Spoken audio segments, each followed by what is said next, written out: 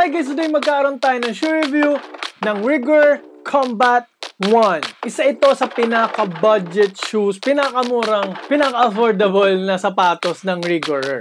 Maporma, cute, marami ring kulay na mapagpipilian. Ang katanungan dyan is, puro lang ba ito forma, mura, o maganda ring performer?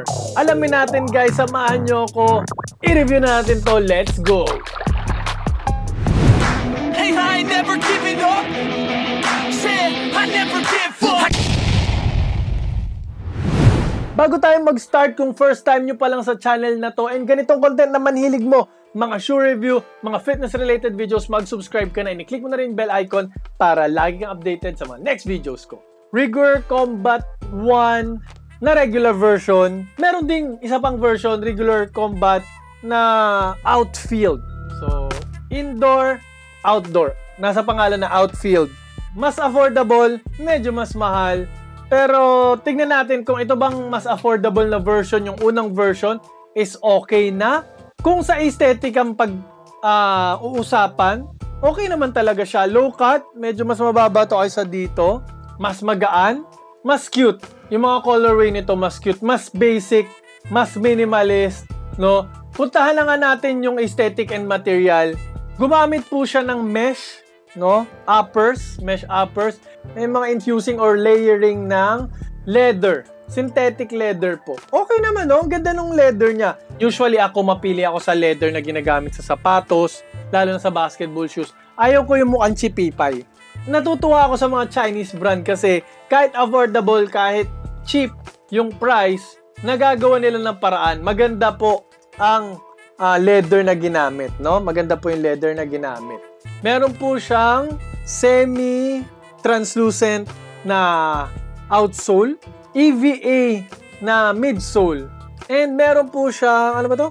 Outlet system, air outlet system. So, para maka-breathe yung paa mo kahit sa ilalim na part. No? Ayos din, ayos din. Low cut, marami pang kulay na mapagpipilian. Pang-point guard, shooting guard. Pwede rin to sa small forward.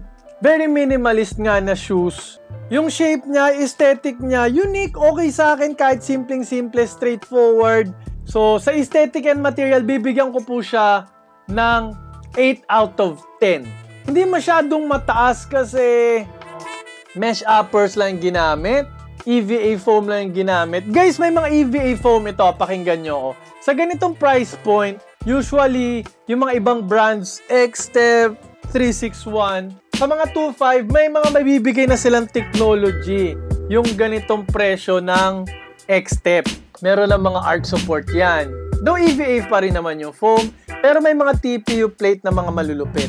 May mga TPU support, no? So, yun. Medyo nakulangan ako sa aesthetic and material nito.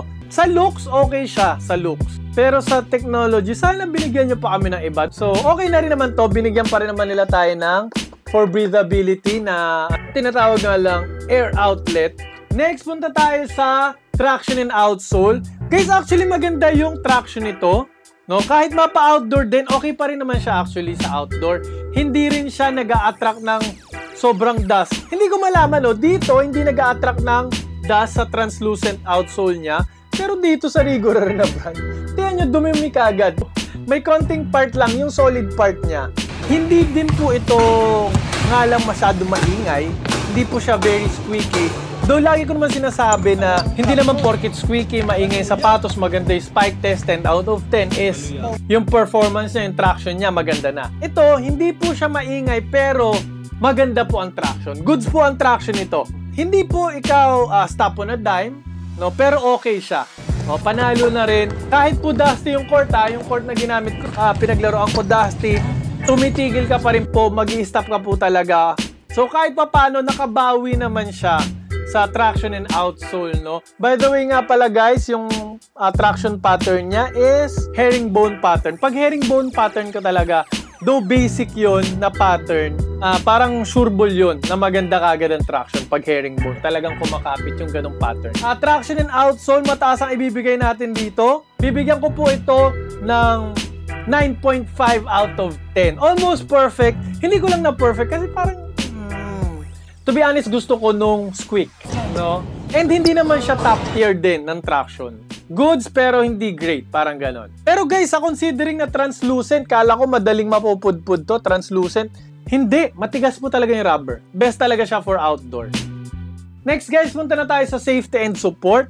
Yun din guys, no, doon ako medyo nakukulangan din dito. Buti na lang medyo umangat nga yung dito ng konti. Yung midsole, medyo umangat siya, nag-aakta sa sidewall. And plus ito pang, ano ba to? Itong infusing ng leather nila, no, medyo umangat, medial side, lateral side, buti na lang umangat yan. And no, nakahook po siya sa sintas.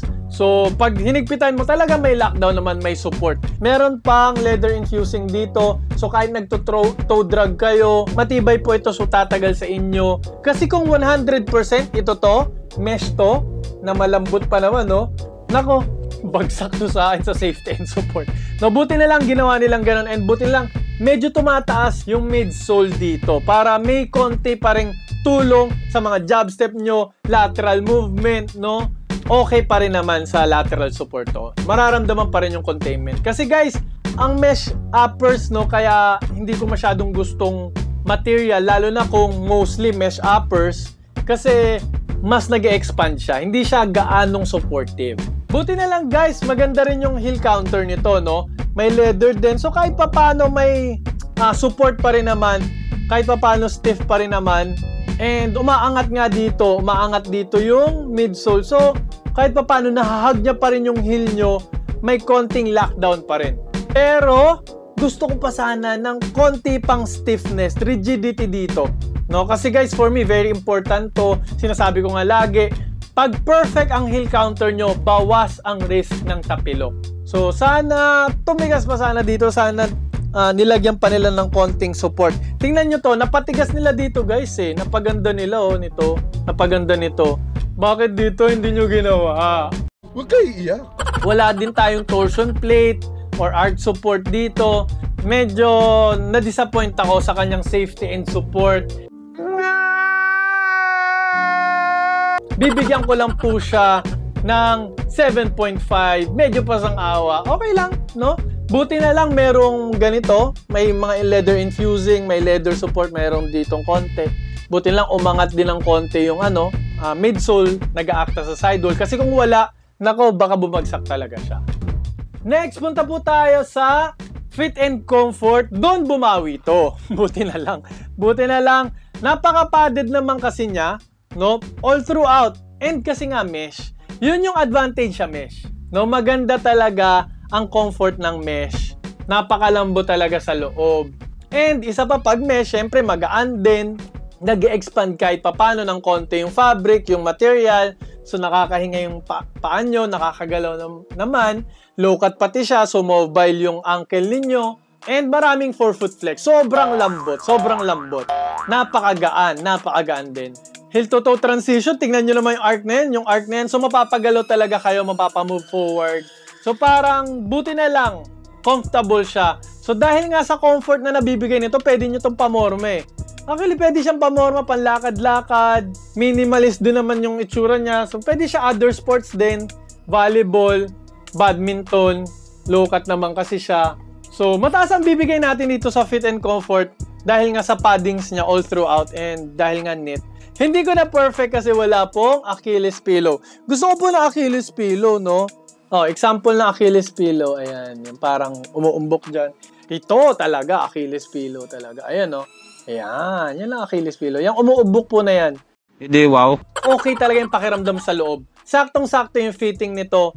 Kahit po mag-true to size kayo, kasi nga, medyo nag-expand yung material. Follow nyo yung Euro size ninyo. Wide foot friendly pa rin to guys. Wide foot friendly pa rin siya. Wag lang super wide. Healthy po sa paa. Kasi pag bumabagsak kayo, may space pa rin para mag-spread yung paa ninyo para ma-absorb nyo yung impact. Ganun po ang reaction ng paa natin pag bumabagsak. And sa pag-absorb ng impact, humihiwalay po ng konti yung mga daliri talaga, no? May space po para humiwalay yung mga daliri dito. So, healthy po siya sa paa. Iwas tapilok po yung pag ganon. Hindi, wow. Parang pag no? Pag Rigurer, mga wide foot friendly talaga sila. And ang kagandahan guys ng Rigurer, hanggang size 14 po sila. Nice. Itong Rigurer po talaga, big foot friendly po sila. No? So kahit up to size 14 kayo, pwede. So dahil dyan guys, dahil napakapanalo ng fit and comfort nito, 10 out of 10 po tayo dyan sa fit and comfort. Next, sa breathability, syempre mataas din guys. Dahil nga mesh to, mesh, lahat mesh. And plus, meron pa silang air outlet system sa baba. So pati yung ilalim guys, breathable. Pati yung ilalim. Yung iba guys, pag ilalim, wala na. Wala ka ng wala ng breathability system. Though pag dito nyo titingnan guys medyo close po yung mesh niya. No, parang mga 80% lang yung hangin na pumapasok, hindi talaga 100%. Pero ang kagandahan kasi dito, napakalaki naman ng dito, ng butas dito sa tang. And yun nga, sa gilid puro naman breathable area, kahit 80% and sa baba.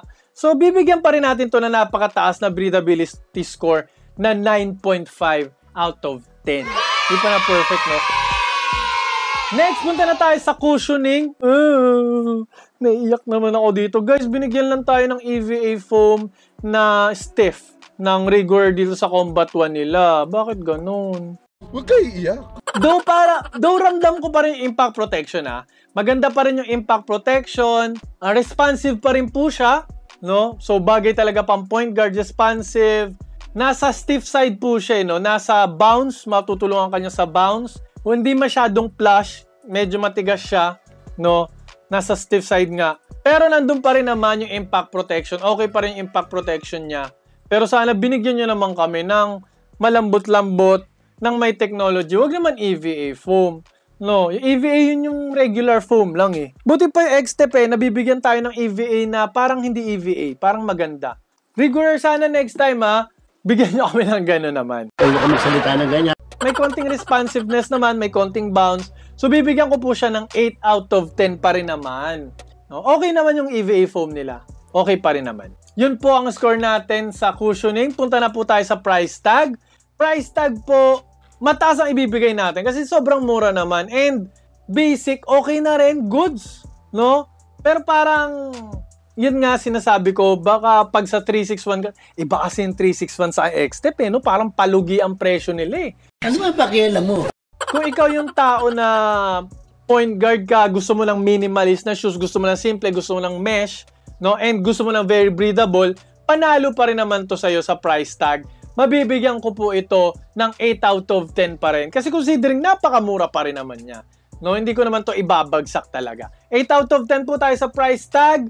And yun nga, kung kailangan nyo ng versatile na shoes na straightforward, simple lang yung design, simple lang din yung mga gusto nyong material, no? Ito po ang bagay sa inyo. Maglalagay po ako ng link dyan sa baba. Legit seller po yan. Rigor po mismo sila. Lazada, Shopee, kompleto po. Ilalagay ko po dyan lahat. Pero guys, kung gusto nyo ng mga ibang Rigor shoes, no? Maglalagay po ako dito. Panoorin nyo po yan. And pakipindot na rin yung bilog dito para makasubscribe po agad kayo para lagi kayong updated sa mga next videos ko. Maraming po salamat sa panonood. Mag-ingat po kayo palagi and lagi nyo rin po tatandaan to always drink your protein. Bye!